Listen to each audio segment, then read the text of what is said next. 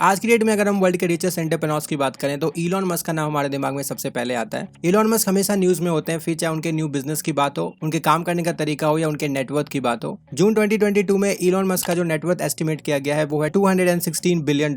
And हाल ही में Elon Musk ने Twitter को $44 बिलियन में खरीद लिया, जिसका जो शेयर प्राइस बताया गया था वो था $54.20 पर शेयर। एंड बहुत लोग इलॉन मस्क से इंस्पिरेशन लेते हैं। एंड आज की इस वीडियो में हम देखेंगे कि इलॉन मस्क इतने सक्सेसफुल एंटरप्रेन्योर बने कैसे, एंड ऐसी कौन कौन सी बातें हैं जो हमें इलॉन मस्क से सीखनी चाहिए। इलॉन मस्क 1971 में साउथ अफ्रीका में पैदा हुए। इनकी मदर अमेरिकन थी एंड इनके फादर साउथ अफ्रीकन थे। एंड इलॉन मस्क ने बहुत ही कम एज में computer programming and video games में अपना इंटरेस्ट डेवलप कर लिया। एंड 10 साल की एज में उन्होंने कोडिंग सीखना स्टार्ट कर दिया। एंड सिर्फ 12 साल की एज में उन्होंने कोडिंग करके एक गेम बनाया जिसका नाम था ब्लास्टर। एंड उस गेम को उन्होंने $500 में बेच दिया। एंड ये इनकी फर्स्ट इनकम थी। इलॉन मस्क एक कॉलेज ड्रॉप आउट है, लेकिन ये बहुत कम लोगों को पता है कि कॉलेज ड्रॉप आउट होने के बाद भी उनके पास 2 डिग्रीज थी। इलॉन मस्क ने यूएस के पेंसिल्वेनिया यूनिवर्सिटी से ग्रेजुएशन किया, और सिर्फ 1 डिग्री में नहीं बल्कि 2 डिग्री में, फिजिक्स एंड इकोनॉमिक्स। एंड उसके बाद वो अपना पीएचडी परस्यू करने के लिए स्टैनफोर्ड यूनिवर्सिटी गए। एंड सिर्फ 2 दिनों के अंदर उन्होंने वहां से ड्रॉप आउट कर दिया। एंड 1995 में इलॉन मस्क ने अपने भाई के साथ मिलकर Zip2 नाम की एक कंपनी खोली, जो बेसिकली एक येलो पेजेस की तरह एक टेलीफोन डायरेक्टरी थी जिसमें मैप्स भी होते हैं।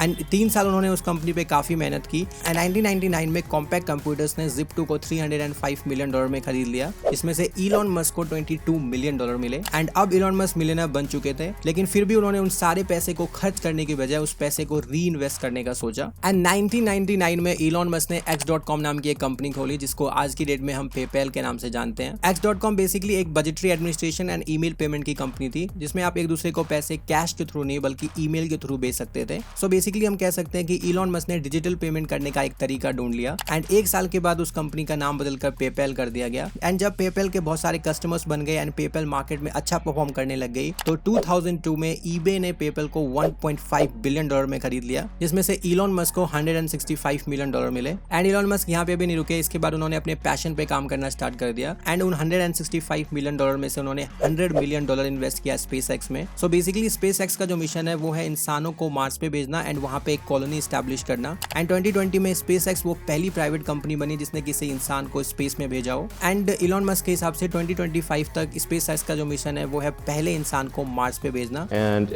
I think if things go according to plan, we should be able to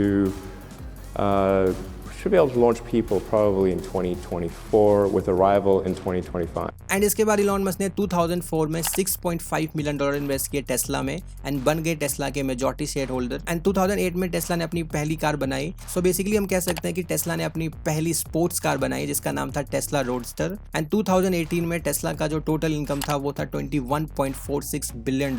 and इन्हीं बिजनेसेस की वजह से इलॉन मस्क वर्ल्ड के रिचेस्ट एंटरप्रेन्योर्स के रूप में फेमस है। एंड इसके अलावा इलॉन मस्क अपने रैंडम ट्वीट्स के लिए भी काफी फेमस है। वो हम सब जानते हैं, वो एक ट्वीट करते हैं और किसी भी शेयर का प्राइस बढ़ जाता है और किसी भी शेयर का प्राइस घट जाता है।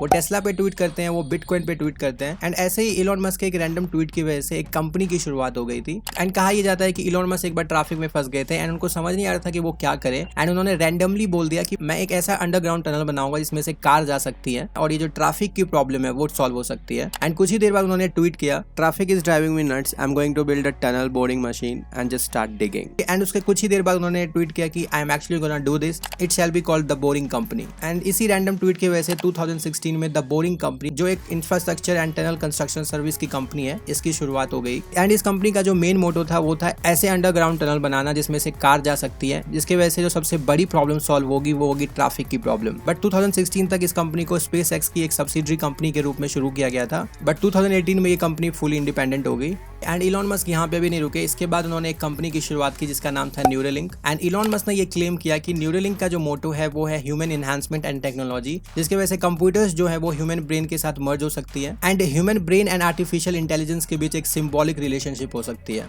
एंड फाइनली इलॉन मस्क ने 2022 में ट्विटर को 100% स्टेक्स के साथ $44 बिलियन में खरीद लिया, जिसका जो शेयर प्राइस बताया गया था वो था $54.20 पर शेयर। सो ये थी इलॉन मस्क की interesting and inspiring story. And जो फर्स्ट लेसन हमको सीखने को मिलता है वो है इलॉन मस्क कभी भी सेटिस्फाइड नहीं हुए। उन्होंने एक बिजनेस किया एंड वहां से जो पैसे आए उसको सेकंड बिजनेस में इन्वेस्ट किया एंड देन थर्ड में एंड देन फोर्थ में।